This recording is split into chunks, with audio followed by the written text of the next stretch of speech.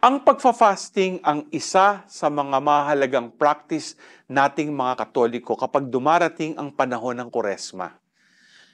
Meron tayong 2 obligatory days of fast sa loob ng buong taon, Ash Wednesday at Good Friday.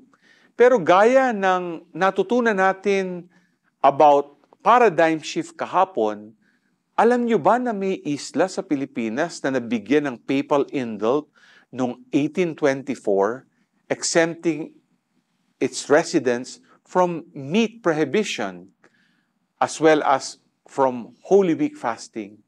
At ito ay ang Bantayan Island. Sa ating gospel, tinatanong si Jesus ng mga Pharisees, why are they doing what is unlawful on the Sabbath? Dahil nakita sila na namumulot ng butil ng wheat malapit sa taniman ang mga alagad ni Jesus. Ngayon, pinapakita naman sa atin ang downfall ng over-rigidity. Hinahamon tayo ng ating gospel na maging bukas at huwag matakot na makita pa ang mga posibilidad, even the unexpected and unconventional, through the attentive listening to the teachings of Christ. G ka ba?